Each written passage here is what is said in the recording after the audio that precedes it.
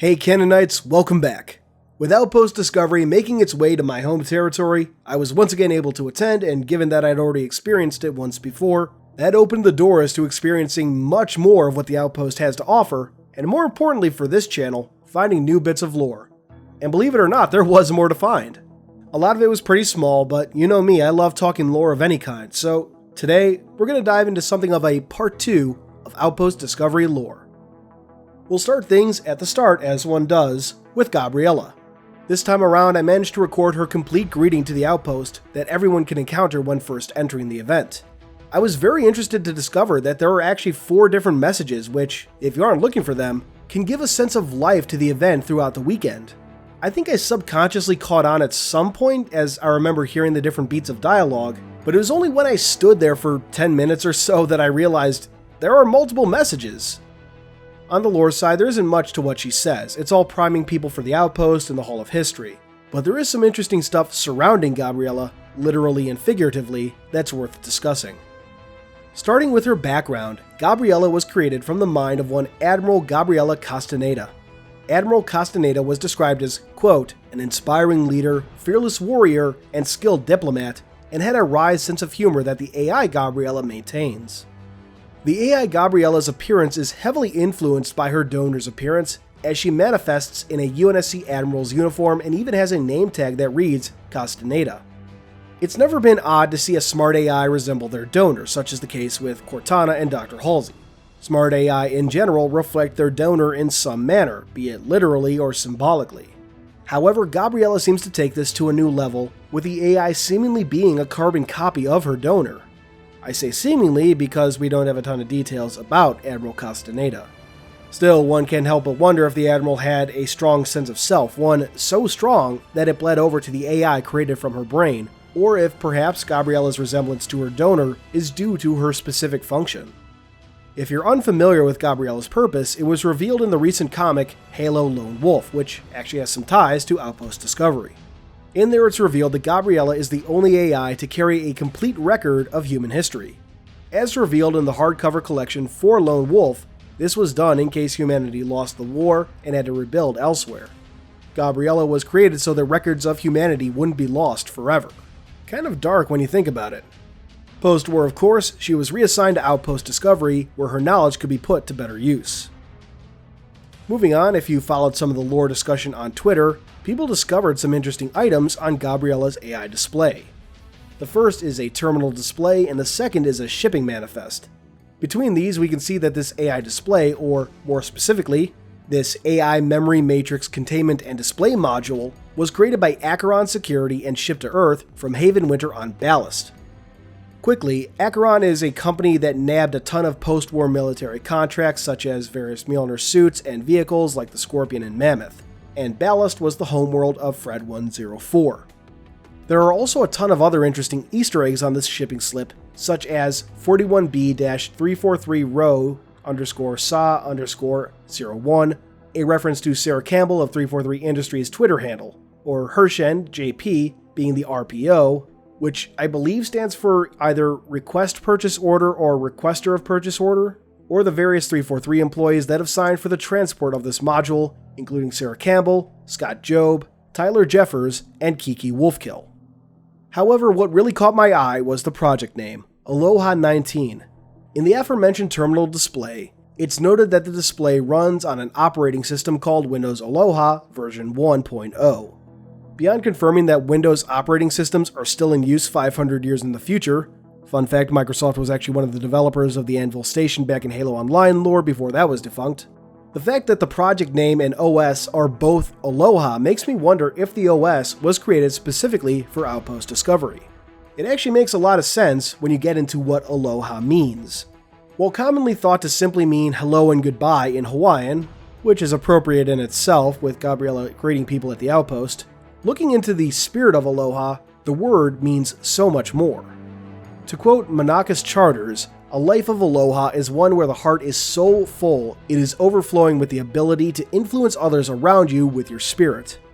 And from tohawaii.com, according to old kahunas or priests, being able to live the spirit of Aloha was a way of reaching self-perfection and realization for your own body and soul. Aloha is sending and receiving positive energy.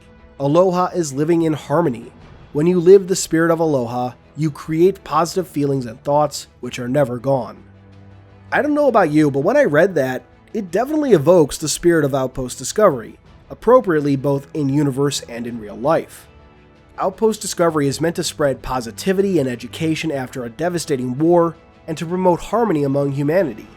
And for us in the real world, it's to invite people to enjoy Halo in all the ways it has to offer and to promote the positive spirit of the Halo community. Maybe I'm reading too much into things, but it does fit, does it not? There are more interesting Easter eggs on the terminal, but nothing really that canon impactful. Moving on, the rest of what we have to talk about is much lighter, but you know me, I'm always about the small details. First, we get a canon designation for the dome used in the Ring experience, which is the UNSC RRD-C, or Remote Reconnaissance Display Capsule, which, as we discussed last time, links to an OQ-55 Honeybee drone to livestream footage from a Halo ring. I forgot to mention this last time, but though we've known the UNSC has some fantastic post-war abilities for instant faster-than-light communication, seeing a real-time feed that's controlled in real time from Earth all the way to a Halo ring, which may be more than 50,000 light-years away, really shows just how much human technology has advanced since the end of the war. It's actually mind-blowing when you think about it. Our last solid pieces of canon today are from the UNSC scientists on site. We first have Dr. Anna Gardner, a xenobiologist and xenolinguist who specializes in Sangheili, Huragok, and Kig-Yar. While I didn't get to talk to her much on the show floor, I did manage to catch her as the Outpost was wrapping up on Sunday. Interestingly, a lot of fans had actually thought she was portraying Dr. Halsey, even going so far as to ask why she had both arms. And you have to admit, she definitely has something of a resemblance to Dr. Halsey from Halo Legends. Although what really impressed me is she had a little journal of notes, one evocative of Halsey's journal, funny enough, but a journal that she used to take notes on the Halo universe and its lore as it was relevant to her role in Outpost. I have to give major props to her dedication to the role. Next we have Dr. Ortega, a xenolinguist who studies all the Covenant languages but primarily studies Sangheili.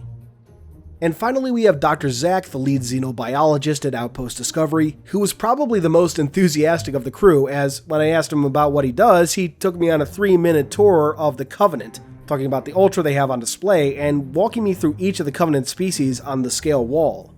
Dude went above and beyond what I was expecting for what was supposed to be a quick name and job description for the sake of documentation for Halopedia. The guy knew his stuff, and it really got me feeling like I was in the Halo universe for a second.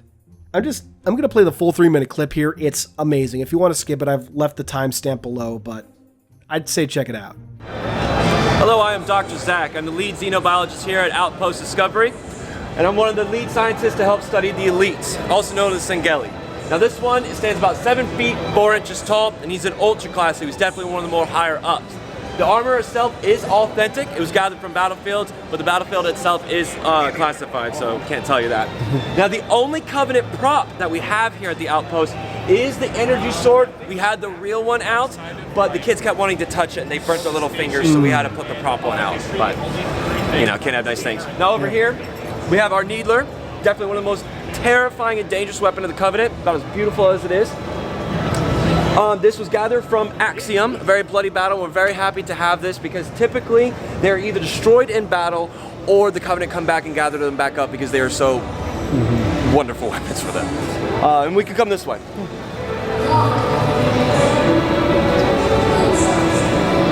So here we have the other species of the Covenant. We have the Grunts here. Now they're not as formidable by themselves, however they can breed at an exceptional rate. So they could send in hundreds and hundreds, they had plenty to spare.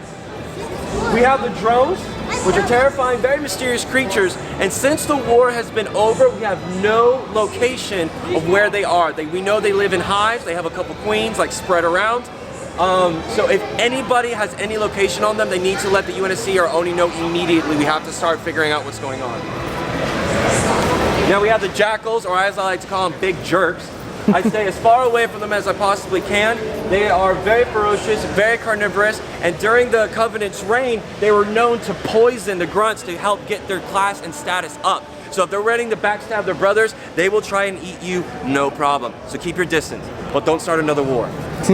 Now we have the prophets of the Saint Shum. And it's actually really a tragedy what we have here. The The Shenshum that turned into the prophets, they of course were the leaders and they led them all through this deadly campaign.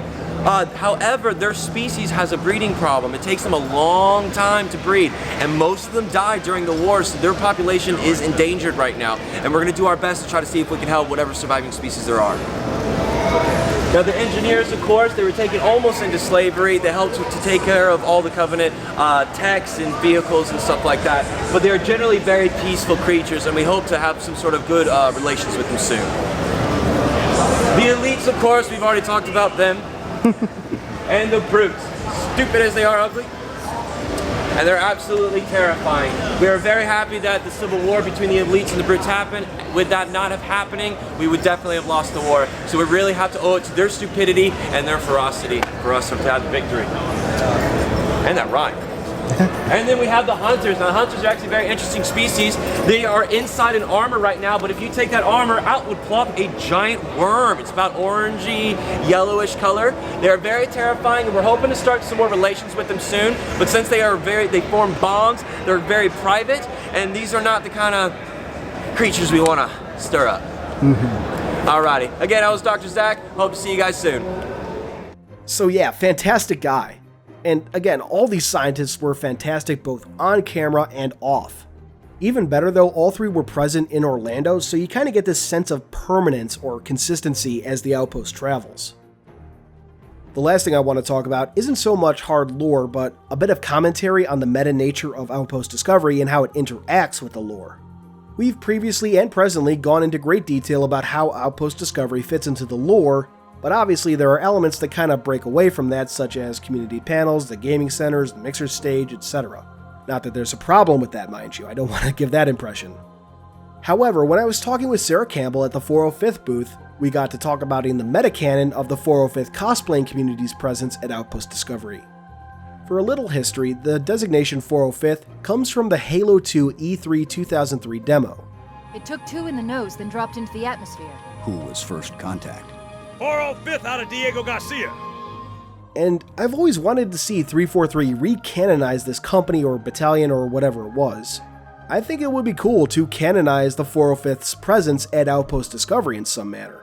Maybe make it like they're part of the recruiting effort, there to show off UNSC gear and such, to give some connections to the real world 405th.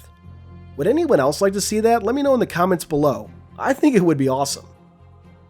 But anyway, that concludes round 2 of our discussion of Outpost Discovery lore. I think we'll see more lore that connects to the Outpost in some manner in the future, be that from Canon fodder articles or other projects. We have a sequel to Halo Battleborn in October titled Meridian Divide, which will feature more of Owen B096, one of the Spartans at Outpost Discovery, and I'd love to see more info on Spartan Hazel A302, be that in a book, a comic, or elsewhere. And of course, I'd love to see more about the Outpost itself, maybe another guide like the Spartan Field Manual, but more focused towards civilians to keep the in-universe framework that dives into the Outpost. What do you think? As always, let me know in the comments below, be it stuff I just mentioned or the lore in this video.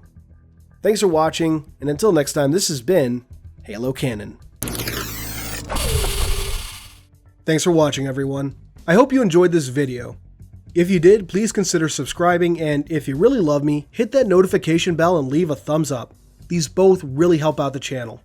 I wouldn't be where I am now without your views and support, so once again, thank you. Keep on being awesome, Canonites.